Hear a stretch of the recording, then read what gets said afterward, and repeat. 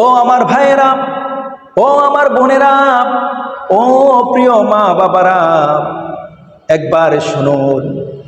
বিদেশে যেই ছেলেটি আপনার প্রবাসে কাজ করতে গিয়েছে আপনাদেরকে সুখে রাখার জন্য, ভালো রাখার জন্য, দিনের পর দিন, ঘন্টার পর ঘন্টা তারা কাজ করে যাচ্ছে অবিরাম।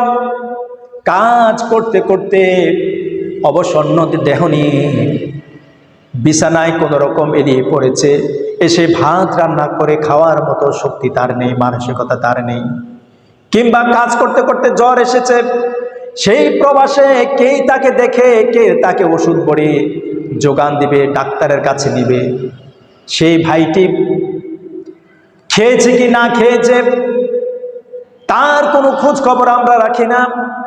অথচ সেই ভাইটির যদি স্ত্রী থাকে, তার স্ত্রী ফোন দিয়ে বলে, ওগো শুনছো, অমুক জায়গার বিয়ের দাওয়াত পড়েছে, আমাকে বিয়ের দাওয়াতে যেতে হবে, আমার নতুন একটা জামা নাই, শাড়ি নাই, কি দিয়ে আমি যাব, কি পরিধান করে আমি যাব, আমার জন্য 5,000 টাকা পাঠাও।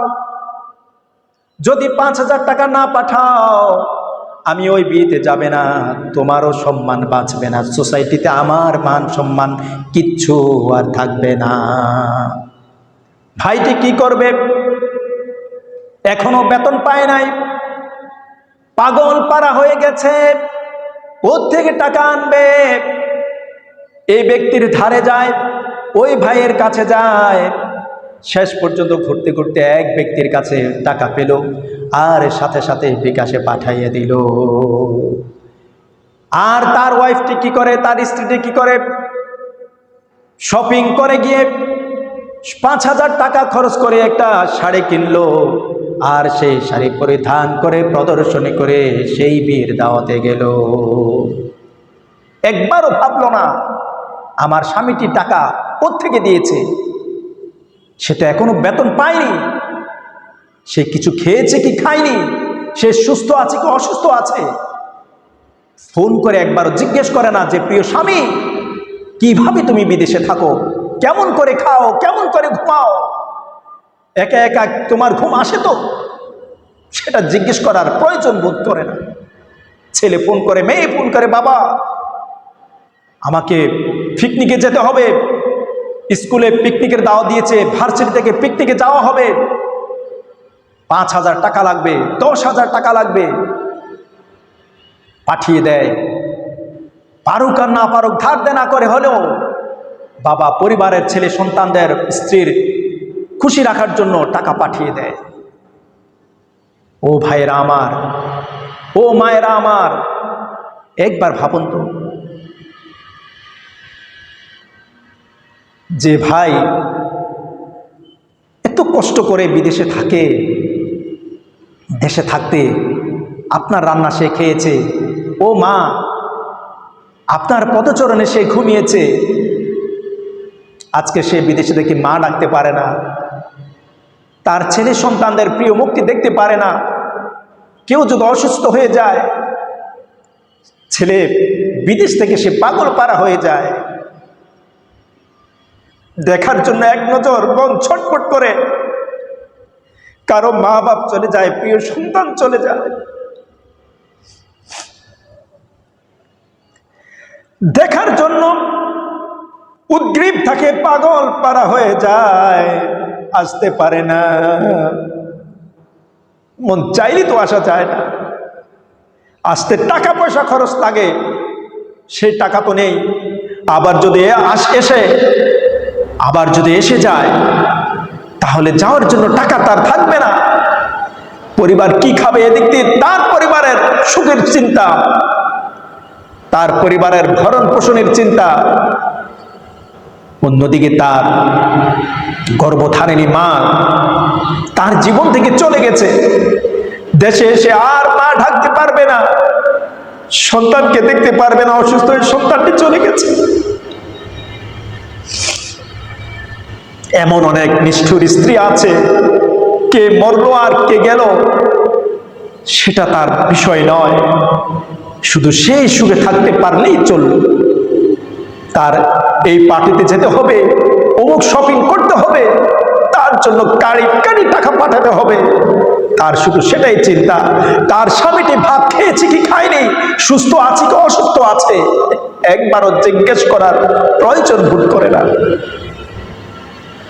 ও পৃথিবীর মানুষ, ও দুনিয়ার মানুষ, এই যদি হয় আকলবান মানুষের বিচার, এই যদি হয় আমাদের আচার আচরণ, তাহলে যে ভাইটি বিদেশে আছে কি করে সে থাকবে, কার দিকে সে তাকিয়ে, কার দিকে পড়ে সেই সেখানে পড়ে রবে, কার দিয়ে তাকিয়ে হাজার হাজার মাইল দূরে পড়ে থাকবে, কার জন্য কামাই রুজি করে দেশে পাঠাবে।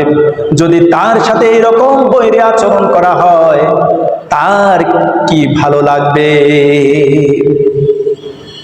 তবুও মান সম্মান বাঁচানোর জন্য সে ভাইটি দিনের পর দিন, বছরের পর বছর বিদেশে পড়ে থাকে পরিবারকে সুখে রাখবে বলে, আর পরিবার দেশে থেকে তামাশা করে ঘুরে বেড়ায়। প্রিয় বোনেরা, প্রিয় ভাইয়েরা, প্রিয় সন্তানেরা, সে ভাইটির দিকে একবার তোমরা তাকাও।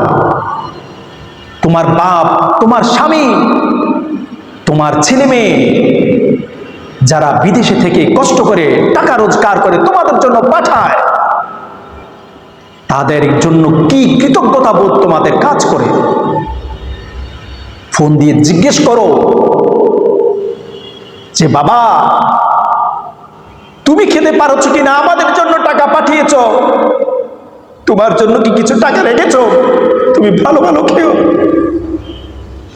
স্ত্রীটি ফোন করে বলে না, ফোন করে ভালোর কথা জিজ্ঞেস করে না, বলে যে তুমি আমার জন্য টাকা পাঠাও, এই কথাটা বলে না। প্রাণের স্বামী তুমি খেয়েছো কিনা, তোমার ঘুম হয় কিনা, অসুস্থ হলে তোমাকে কে দেখে, তোমার রুমমেট আছে কেউ কি, আমাদের দেশের কেউ তোমার সাথে থাকে কি, সেটা জিজ্ঞেস করার প্রয়োজন বোধ করে না।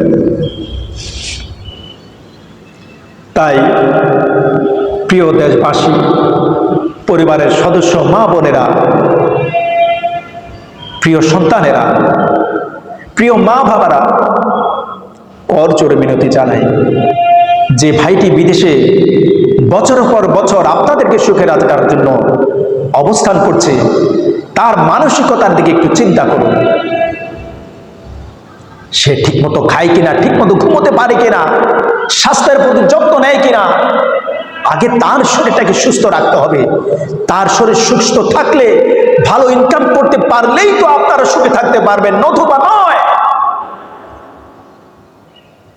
আপনাদেরকে রিকোয়েস্ট করছি, আপনাদের সেই প্রবাসী ভাইটির জন্য সমবেদনা প্রকাশ করুন। সে অসুস্থ হয়ে হঠাৎ করে দেশে চলে আসতে পারে। যদি কেউ এভাবে দেশে এসে যায়, অনেক পরিবারে দেখা যায় তার সাথে দুর্ব্যবহার করে, তার